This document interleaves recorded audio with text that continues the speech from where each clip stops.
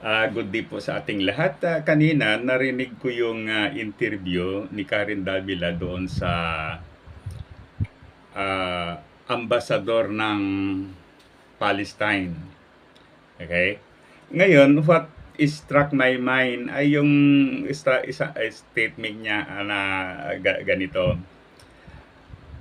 Ang Hamas group ay is not Palestine. So, ang punto niya, kung halimbawa, nagkasalanan yung mga Hamas sa Israel dahil sila ay sumalakay pagkatapos pinapatay yung mga tao. So, hindi yun kasalanan ng mga Palestine. Okay, so in some degree, may valid naman yung sinasabi niya, no? May truthfulness in some degree. Okay. Ngunit ito yung pananaw natin, ano? Okay. Ang mga Hamas, ang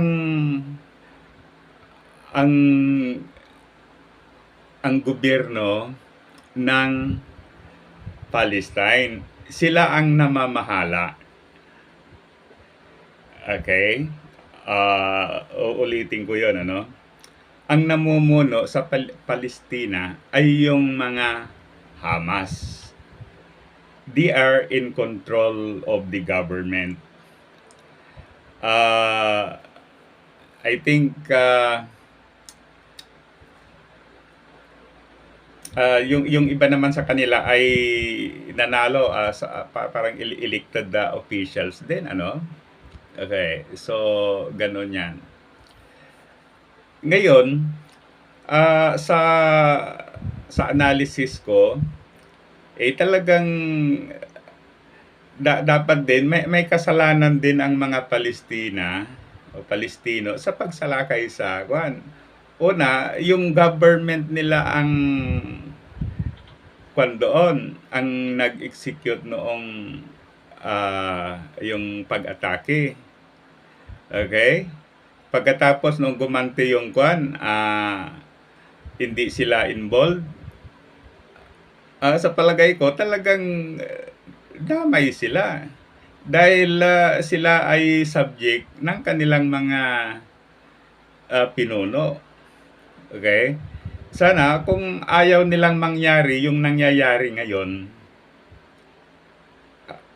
dapat sana noon pa talagang hindi sila nagbigay dapat ng suporta dito sa mga Hamas political party or group, Hamas group, whatever kung ano ang matawag natin. So hindi sana sila sumuporta doon. Ngunit yun ay mga pinuno nila. Okay? So in other words, sa pananaw ko, this is just my own opinion, ano? Okay. Halimbawa, ang gobyerno natin ay, let's say, ay nag-execute ng pagsalakay sa isang bansa. Pagkatapos sa gumanti yung kalaban na bansa, hindi natin masasabi na hindi kami yon, hindi kami involved naman sa kwan, yung mga sundalo namin. No, kasi parang pan nga yan, yung tinatawag na collateral damage. Okay? So, involved ka rin bilang mamamayan. Kasi ang paniniwala natin ay ganito. Dapat tignan natin ang ginagawa ng mga namumuno sa atin. Kung nakikita natin na mali, like for example, yung ginawa ng grupo ng mga Hamas sa Israel, then dapat natin silang pigilan. Okay? Kasi yung whatever consequences ng ginawa nila ay sigurado magsasuffer ay apektado yung mga tao. So ganun lang 'yan, ano? Ang halimbawa, ang gobyerno nila sumalakay, pumatay sila. Then pagkatapos, gumanti yung bansa na sinalakay, then sinasabi natin na hindi kami, kaming mga Palestino ay hindi mga Hamas. Parang illogical.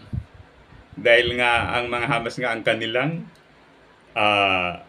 pinuno. At beside that, yung mga rocket na pinapalipad papuntang Israel ay galing mismo sa Palestina, sa lugar nila, galing mismo doon. Siyempre dahil galing doon, halimbawa may gumanti ang Israel, so titirahin niya yung mga lugar kung saan galing yung mga rockets na yan. Okay? Then ito pang isang nakikita natin, parang analysis natin.